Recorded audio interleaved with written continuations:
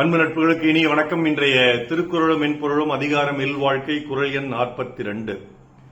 துறந்தார்க்கும் துவ்வாதவர்க்கும் இறந்தார்க்கும் இல்வாழ்வான் என்பான் துணை.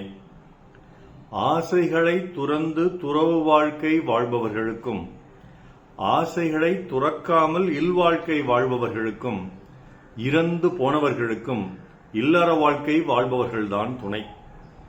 Family men and women only have to support the life of the saints, people who are in the family and also for those who had passed away.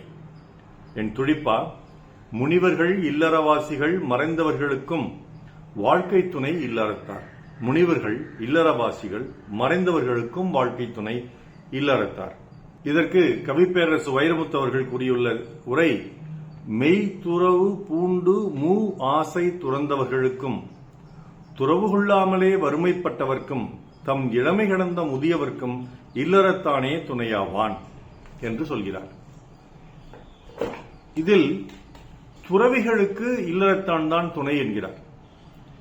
அந்த காலத்தில் துறவிகள் பிச்சைக்காரர்கள் அல்ல, துறவிகள் முற்றும் துறந்தவர்கள், கையில் ஒரு திருவோடு மட்டும் ஏந்தி காவி உடை அணிந்து ஒரு வேட்டியும் மேலே ஒரு துண்டும் மட்டும் அணிந்து தாடி வளர்த்தி கொண்டு சில பேர் சடாமுடியும் வளர்த்தி கொண்டு பெண்களும் கூட வயதான பெண்களும் கூட வந்து பிச்சை கேட்பார்கள்.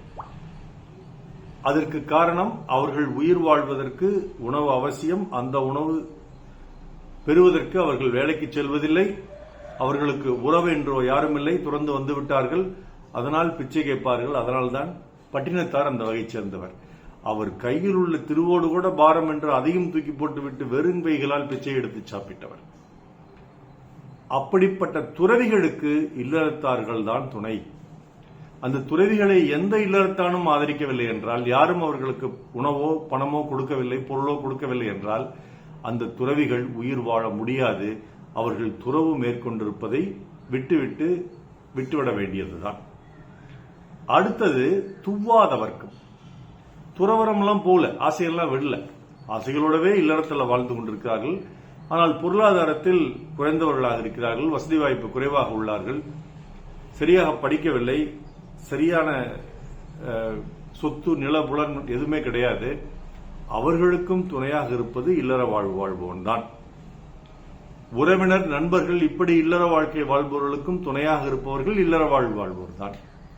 மூன்றாவது இறந்தார்க்கும் என்று சொல்கிறார். அதை கவிப்பேரரசு வைரமுத்து அவர்கள் வயதான முதியோர்கள் என்று சொல்கிறார். அதுவும் ஒரு வகத்தில் பொருத்தமாகத்தான் இருக்கிறது. இறந்தவர்கள் என்றால் செத்து போனவர்கள் என்ற பொருளில் எடுத்தாலும் அந்த செத்து போனவர்களுக்கு எப்படி இல்லற வாழ்க்கை வாழ்பவன் துணையாக இருப்பான்? அவர்களுக்கு திதி கொடுக்கிறோம் இல்லையா, அது ஒரு விஷயமா சில பேர் சொல்லுவாங்க. ஆனா உயிரோடு இருந்தப்ப அவங்களை கவனிச்சுக்காம விட்டுட்டு இறந்த பிறகு அவங்களுக்கு வடைபாயாசத்தோட திதி கொடுக்கறதுல எந்த ஒரு பொருளும் இல்லை. உயிரோடு இருந்த போதும் அவர்களை நன்றாக கவனித்து விட்டு மறைந்த பிறகும் அவர்களுக்கு இந்த மாதிரி திதி கொடுப்பவர்களை நாம் ஏற்றுக்கொள்ள முடியும்.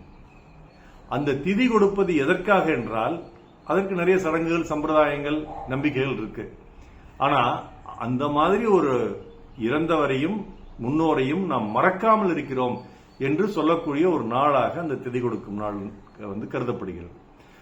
மறக்காமல் இருக்கிறோம்னா அவர் சொன்ன நற்பண்புகளையும் மறக்காமல் இருக்கிறோம், நல்ல விஷயங்களையும் மறக்காமல் இருக்கிறோம். நம்மை இந்த அளவு கொண்டு வந்த உயர்த்தியமைக்காக அவருக்கு நாம் காட்டக்கூடிய ஒரு நன்றி என்றும் அதை எடுத்துக்கொள்ளலாம்.